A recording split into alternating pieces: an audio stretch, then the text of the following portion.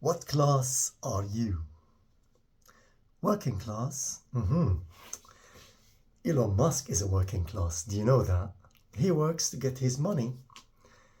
I never came across a term so misleading as the term working class. All people who work for money are working class. So what is working class? This class which works for just basics. Slaves used to work just for food and shelter. And the class who are now working for food and shelter are called working class. But nowadays, some of the working class, they can go for a holiday maybe once, or if they are lucky, twice a year, which is really good, better than all-time slavery. And they can change their master, which is also good. But it's difficult. It's difficult to find a job these days, but it's better than before. Let's now move from language and this misleading term, working class, to mathematics. Let's define class by means of mathematics. Drop me a comment and tell me what class you think you are. If your income enables you to cover your basic needs, such as food, clothing, and bills, including internet, of course, because internet nowadays is a basic need, in addition to saving for a deposit to start a mortgage and pay a bank for 15 or 20 years to get a decent family house, then your class is zero. Your game is a zero-sum game. You're not building any wealth.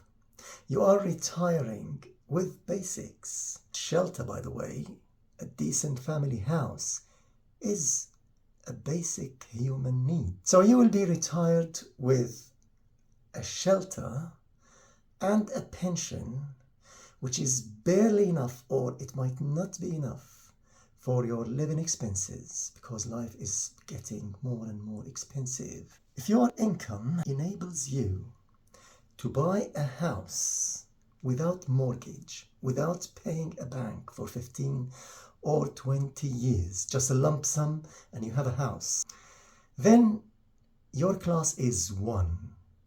Anything that comes above that is 2, 3, 4, 5 million, billion, etc. If you are not paying for a mortgage or rent, then you will have the opportunity to save money, and this what places you above zero.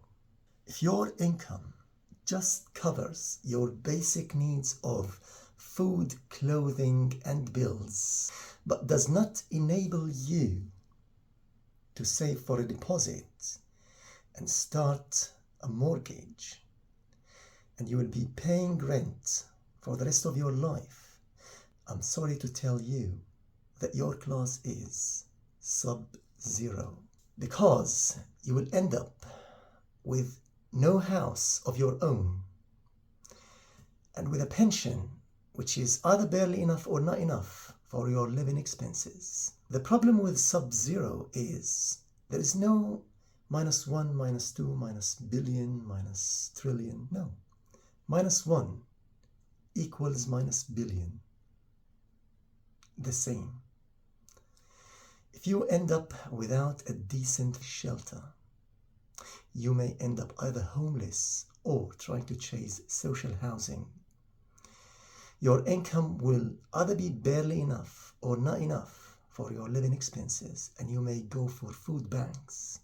It's the same. If you are -1, someone else is -100. It's the same. They will do the same as you would do. Now the news is, I don't know if it is good or bad, if you are zero class, you are vulnerable at any time to become sub-zero. If you lose your job, if your employer reduces your salary, if interest rates go up, if something happened unexpected, you may not be able to continue paying your mortgage, you lose your house, you will end up homeless or paying rent, and then you are Subzero. So don't get misled by those terms of middle class, upper middle class, a little bit lower middle class, above the average working class.